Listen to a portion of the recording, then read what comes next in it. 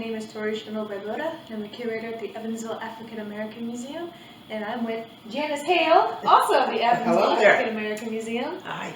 And we're going to start a program called Teatime with Miss Janice. And so for our kickoff show, we're going to talk about the quilt that is on display in the exhibition hall. Miss Janice, can you walk us through this quilt?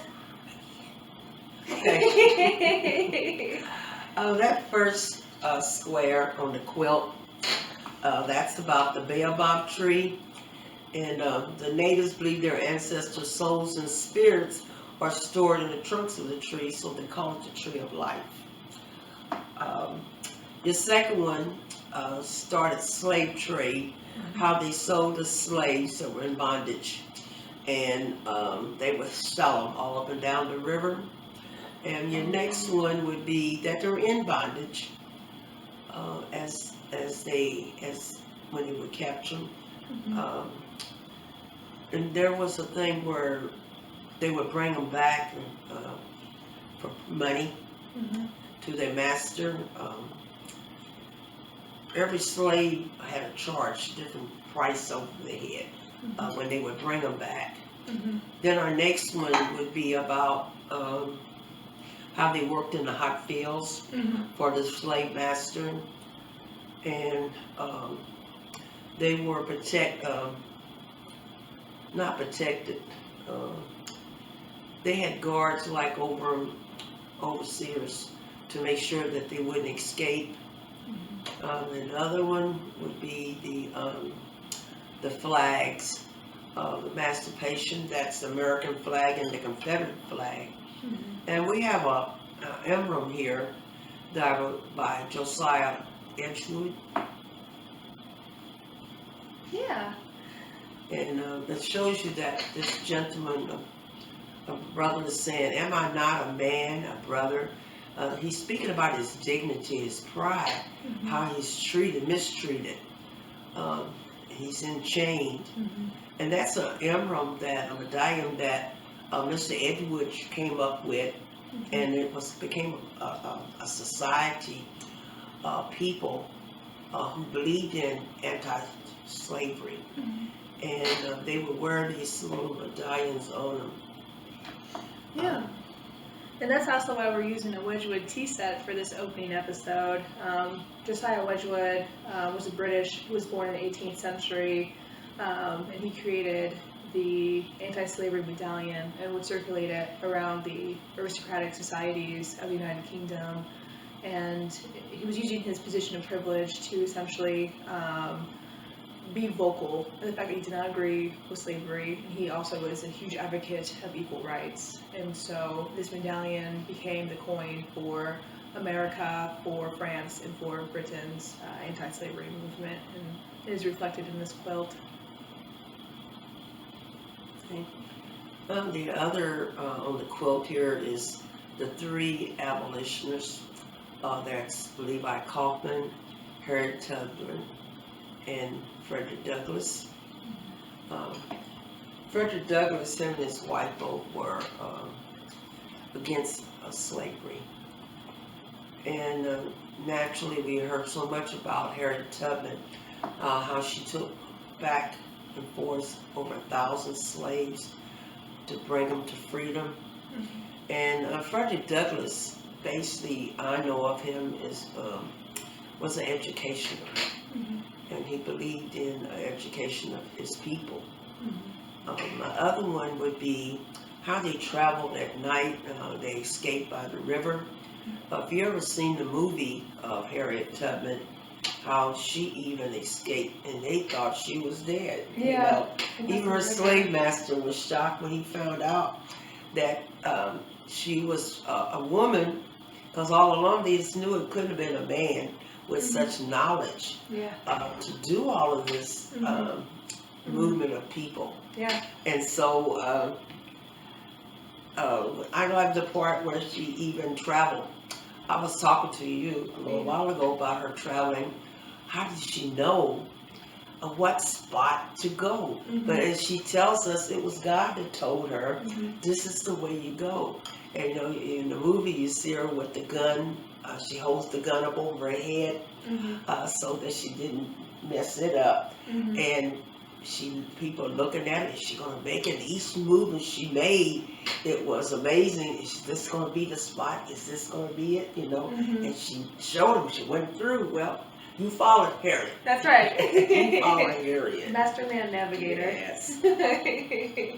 And then our other one would be the ladder, how they would naturally need light as they traveled in the dark. Mhm. And then we use the North Star and the Dipper Mhm. to show you that you're heading north. The Mhm. slaves did. And there are other ones right here in Evansville. It's Mr. Wynn Carpenter's home. We even have the library named after him.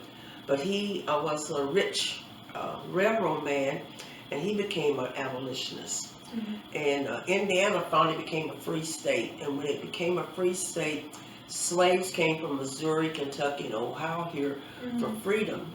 Now, you don't see this, but when you come to the museum, you get to see these little gold or silver little dots on the map here. What those are spots where slaves, the porter would bring them Mhm. up and down the river, and Mhm. these were safe places that they would bring them to, and to keep moving them and moving and moving until they ended up going north. But he went through Gibson County Mhm. when they left out of Evansville. We have certain hot places here in Evansville near the river where slaves were held for freedom. Mhm. We have churches, you had houses, you had business, Mhm. that slaves were hidden until it was time for them to move to the next spot. Mhm. And the other one would be President Lincoln. As a kid, I was told he freed the slaves, Mhm. and as I got older, I found out he didn't just free the slaves, because Lincoln at first really wanted our people to go back to Africa. And another part, I mean, imagine, he wanted us to go to Africa, but he even had slaves. Mhm. It was about politics, money. Another thing was, he knew that when he signed that bill, that the slaves would be free.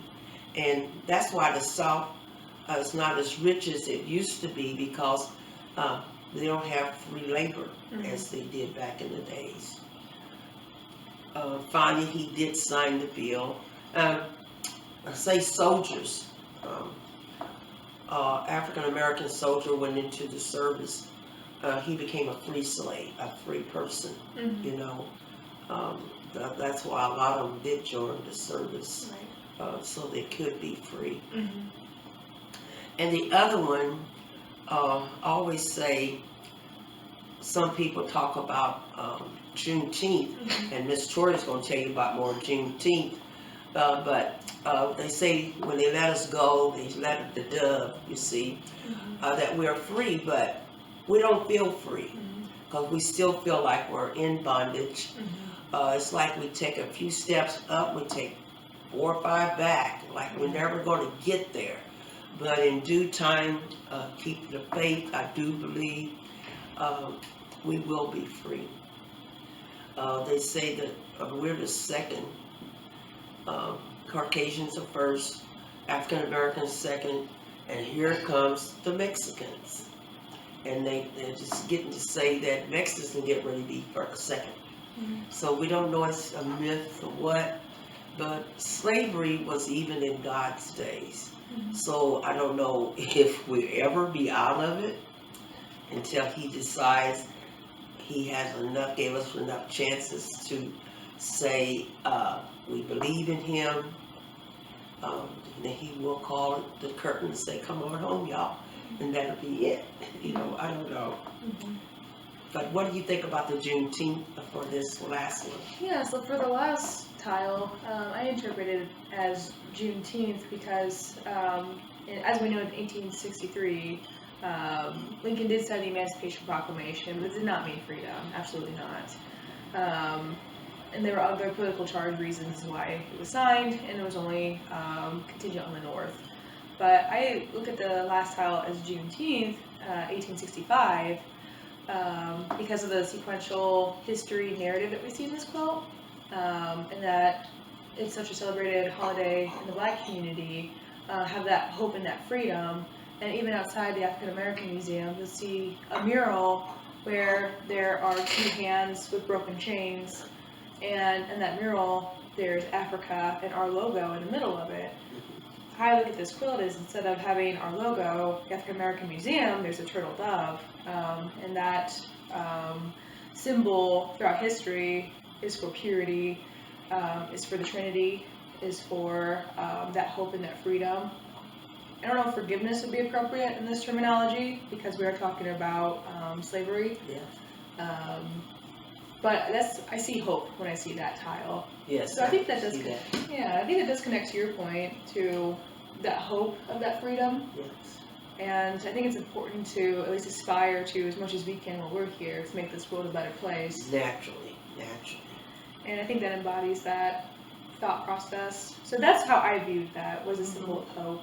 But I like your take on it, because it makes me think and reinterpret the history too. And also, it's not that far removed. No. We hear that a lot in the museum. It was so long ago. It was past. We haven't gotten past it though. No. And we haven't, and progression is not in a linear fashion. It's just simply not, which is also why it's important that this museum exists. We have Miss Janice here to share her stories and knowledge and her lived histories, and that we have our descendant communities here that volunteer and work in the museum and help teach these stories. No, absolutely, Miss Janice, and thank you for sharing all your wonderful knowledge, and thank you for sharing about the quilt too. And we look forward to having another tea time with Miss Janice, where we get to learn about another facet about this museum. So thank you. Thank you. Now this is the first time I had tea without no sugar cream. Really? And it's all right.